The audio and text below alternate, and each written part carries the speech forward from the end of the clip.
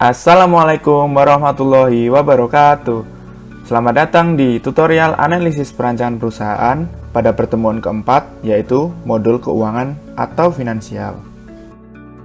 Nah, untuk outline pada pertemuan kali ini yaitu aspek ekonomi dan finansial, dana modal tetap, dana modal kerja, struktur permodalan, penentuan MARR, break-even point, analisis sensitivitas. Setelah kita mempelajari mengenai aspek pasar dan pemasaran, teknis dan teknologi, serta manajemen operasi dalam sebuah proyek, maka tahap selanjutnya kita akan belajar mengenai aspek keuangan dan finansial. Apabila kita akan membuat sebuah proyek, maka proyek tersebut harus mendatangkan keuntungan. Selain itu, aspek finansial juga penting untuk menganalisis apakah proyek yang kita buat atau perusahaan yang akan kita dirikan layak atau tidaknya.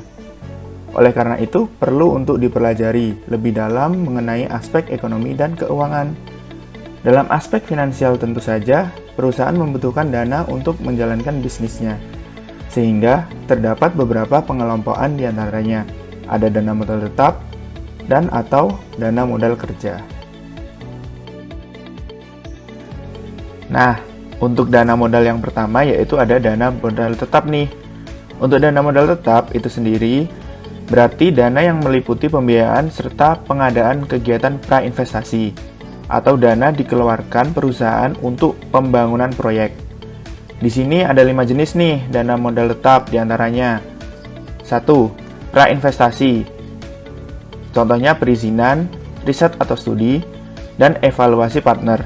Yang kedua, ada biaya pengadaan seperti lahan atau tanah, gedung, mesin, dan peralatan dan juga kendaraan. Yang ketiga, biaya pengadaan teknologi. Yang keempat, biaya bunga peminjaman selama periode pembangunan proyek. Dibayarkan jika melakukan utang piutang untuk pendanaan proyek tersebut. Yang kelima, biaya tak terduga.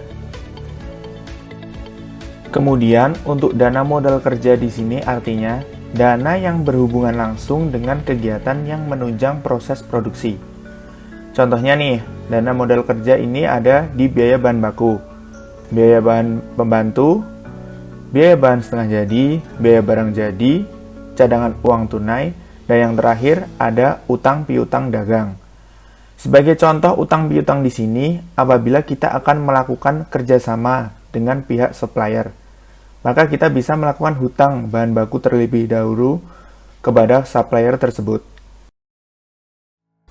Sebelum kita lanjutkan ke pembahasan selanjutnya, kita harus tahu apa sih perbedaan antara modal dan dana. Oke, jadi modal artinya sekumpulan uang atau barang yang digunakan sebagai dasar untuk melaksanakan suatu pekerjaan. Sedangkan dana itu sendiri merupakan kebutuhan dasar setiap perusahaan untuk memenuhi kebutuhan modal kerja untuk jangka panjang. Setelah kita paham mengenai biaya-biaya yang muncul dalam pembangunan sebuah proyek, maka tahap selanjutnya kita harus memahami tentang struktur permodalan. Struktur modal terdiri dari dua, yaitu yang pertama ada modal sendiri yang berasal dari pihak pendiri proyek. Dan yang kedua ada modal pinjaman. Modal pinjaman ini berasal dari kredit bank pemerintah, baik jangka yang panjang maupun yang pendek. Dan kredit jangka panjang ini merupakan dari lembaga keuangan asing. Nah, di sini teman-teman perlu tahu bahwa dalam perhitungan struktur permodalan, jangan sampai sumber dana pembiayaan nilainya lebih kecil dari biaya proyek. Sebab apabila terjadi seperti itu, maka proyek tidak akan berjalan karena kekurangan biaya. Setelah kita mengetahui struktur permodalan, selanjutnya kita akan membahas mengenai MARR, yang merupakan kepanjangan dari Minimum Attractive Rate of Return. MARR dapat disebut juga dengan IRR, Internal Rate of Return. Dapat disebut juga dengan ROI, Return of Investment.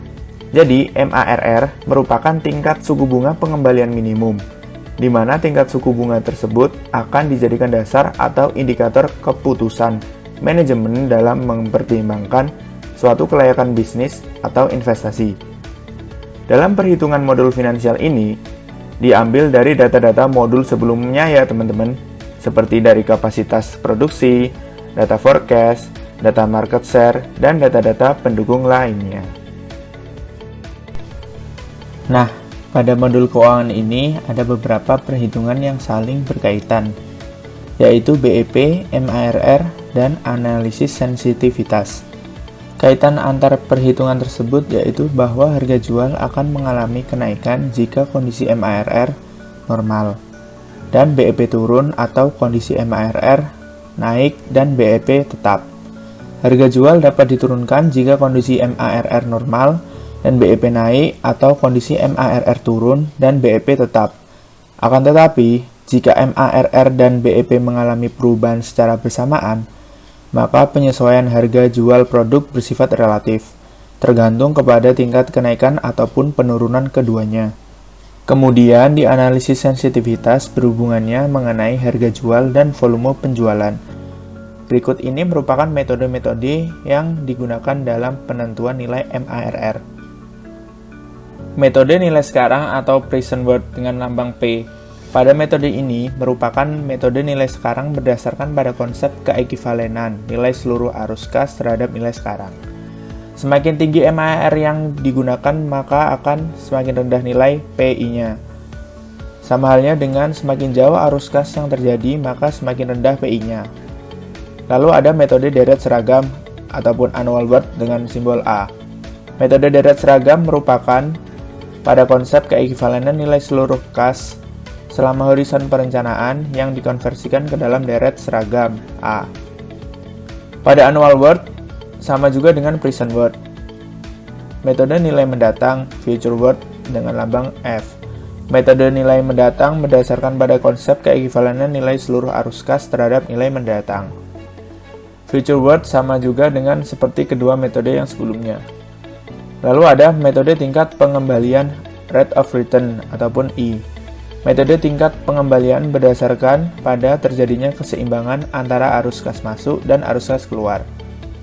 Pada kasus di mana terdapat sejumlah alternatif yang bersifat mutuality eksklusif, pemilihan alternatif dilakukan menggunakan dengan analisis incremental rate of return ataupun IROR dengan langkah-langkah sebagai berikut. 1. Hitung ROR masing-masing alternatif.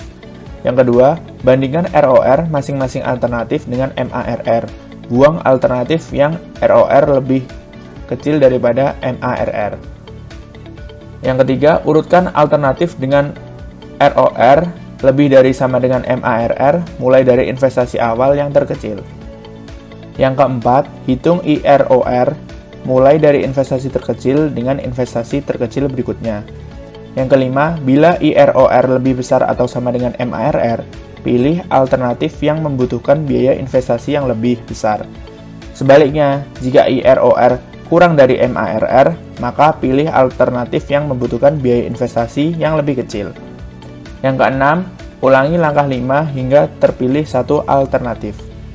Lalu ada metode periode pengembalian ataupun payback period dengan payback period berarti menentukan nilai N sehingga P sama dengan 0, atau F sama dengan 0, atau A sama dengan 0, di mana payback period merupakan jumlah periode N yang diperlukan untuk mengembalikan ataupun menutup ongkos investasi dengan tingkat pengembalian tertentu. Rencana investasi dikatakan layak jika periode pengembalian ataupun N kurang dari sama dengan estimasi masa pakai. Untuk itu perlu prediksi nilai jika sisa aset tersebut digunakan sebelum umur ekonomisnya bisa sama atau lebih besar. Kelemahan metode ini adalah tidak mempertimbangkan aliran kas setelah periode pengambilan. Lalu ada metode manfaat atau biaya, BC ratio. Metode BC ratio umumnya digunakan untuk mengevaluasi proyek-proyek pemerintah. Suatu proyek dikatakan layak jika rasio antara manfaat terhadap biaya yang dibutuhkan, B atau C, lebih besar sama dengan 1. B sama dengan semua manfaat setelah dikurangi dampak negatif, dinyatakan dengan nilai uang. C sama dengan semua ongkos setelah dikurangi besarnya penghematan. Selanjutnya, kita akan membahas mengenai nilai break-even point. Break-even point ini dapat diartikan sebagai suatu titik atau keadaan di mana perusahaan di dalamnya tidak memperoleh keuntungan atau tidak mengalami kerugian. Yang artinya, perusahaan harus menjual produknya minimal mencapai nilai titik BEP tersebut, supaya tidak mengalami kerugian. Ada 4 komponen BEP yang harus diketahui, yaitu 1. Fixed cost, merupakan biaya tetap meski volume produksi berubah. Yang kedua, variable cost, merupakan biaya yang berubah-ubah sesuai dengan volume produksi. Yang ketiga, revenue, merupakan keuntungan atau pendapatan yang diterima penjual barang. Yang keempat, profit, merupakan laba sisa penghasilan setelah dikurangi dengan biaya tetap dan biaya variabel. Rumus BEP terdapat 2 cara, yaitu BEP unit sama dengan biaya tetap dibagi dengan harga per unit dikurangi biaya variabel per unit. Yang kedua, BEP rupiah sama dengan biaya tetap dibagi dengan kontribusi margin per unit per harga per unit. Hasil dari perhitungan tersebut yaitu untuk mengetahui dalam suatu usaha akan balik modal jika menjual atau mendapatkan hasil yang telah dihitung. Setelah kita mengetahui biaya-biaya yang muncul, nilai MARR, dan titik break-even point, langkah selanjutnya yaitu melakukan analisis sensitivitas. Analisis sensitivitas ini digunakan untuk mengetahui seberapa sensitif suatu keputusan terhadap perubahan parameter yang mempengaruhinya. Caranya yaitu dengan mengubah nilai parameter pada suatu saat, untuk dilihat bagaimana pengaruhnya terhadap akseptabilitas suatu alternatif investasi. Parameter pada analisis sensitivitas dapat berubah-ubah, dan perubahannya bisa mempengaruhi beberapa keputusan, di antaranya biaya investasi, aliran kas, nilai sisa, tingkat bunga, tingkat pajak, dan sebagainya. Nah, teman-teman, untuk lebih jelasnya implementasi pada analisis sensitivitas, bisa diperhatikan di video dengan sesi software. Oke teman-teman, terima kasih atas perhatiannya pada tutorial kali ini. Semoga ilmu yang telah kita pelajari dapat bermanfaat bagi semua. Apabila ada kesalahan, kami mohon maaf. Sekian, wassalamualaikum warahmatullahi wabarakatuh.